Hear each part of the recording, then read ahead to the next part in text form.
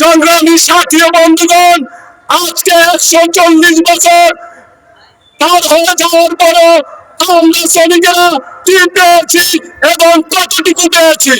আমাদের সাথে মালিক এবং কিছু দল আছে যারা এখনো আমাদেরকে কৃতদাস মনে করে। আমরা শ্রমিকেরা আজ পোশাক নতুন নতুন পোশাক তৈরি করি, কিন্তু আমাদের জীবন মান এখনো সাদা কালোই রয়ে গেছে।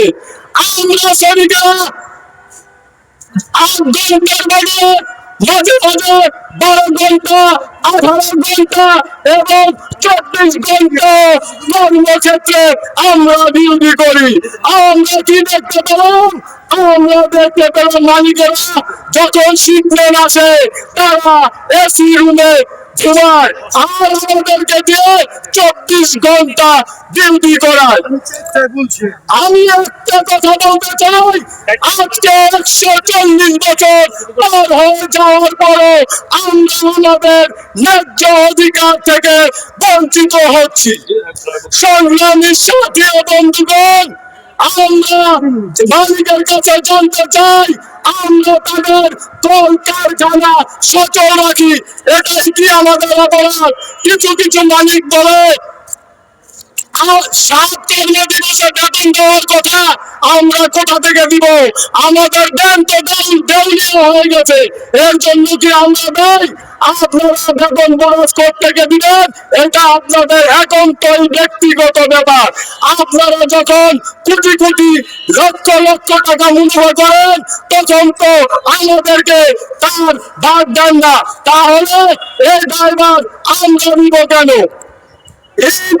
রমজান আসলেই আমাদের সাথে মালিকেরা বৈষম্য করে, কিছু হলেই তারা বহিরাগত সন্ত্রাসীদের ফ্যাক্টরিতে ঢুকিয়ে আমাদেরকে নানান ধরনের হেনস্থা করে।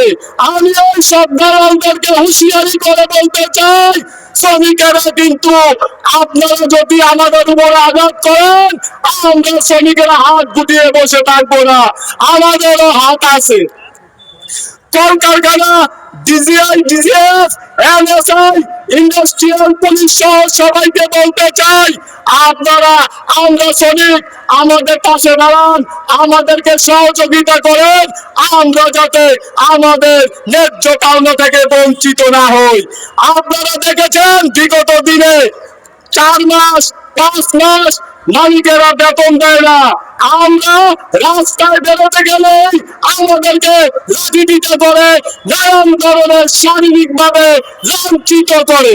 আমরা কারো কৃতদাসটা, আমরা শ্রমিকেরা কারো দয়া চাই না, আমরা চাই আমাদের ন্যায্য অধিকার।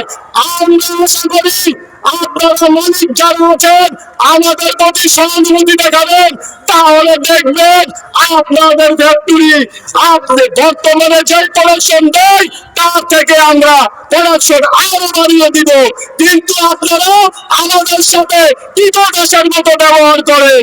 সংগ্রামী সাথী ও বন্ধুগণ, আপনারা অবগত আছেন, আজকে আমাদের মঞ্চে উপস্থিত আছেন নারায়ণগঞ্জ জেলার শ্রমিক ঐক্য ফেডারেশনের আহ্বায়ক মাহমুদ ভাই এবং অ্যাডভোকেট মাহবুবুর রহমান ইসমাইল ভাই, প্রধান উপদেষ্টা, আপনাদের কাছে অনুরোধ জানাবো, আপনারা দীর্ঘদিন ধরে শ্রমিক রাজনীতি করেন এবং শ্রমিকের পক্ষে কথা বলেন।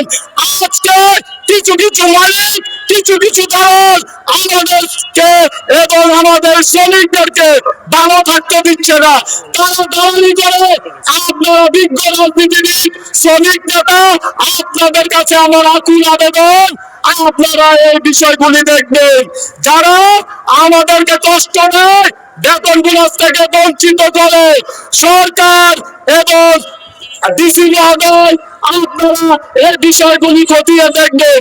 আপনারা জানেন ঈদ আসলেই এক ইন্ডাস্ট্রিয়াল পুলিশের ওইখানে একটা মিটিং এর আয়োজন করে, মিটিং এর ভিতরে দেখা যায় যে কোন নারায়ণগঞ্জের ভিতরে 40টা ফ্যাক্টরি আইসা পয়সা থেকে আমরা বেতন বোনাস দিতে পারবো না, আমরা কোথা থেকে দিব? তাদেরকে হুঁশিয়ারি করে বলতে চাই, আপনারা বেতন বোনাস থেকে দিলেন এবং কিভাবে দিলেন আপনাদের ব্যক্তিগত ব্যাপার।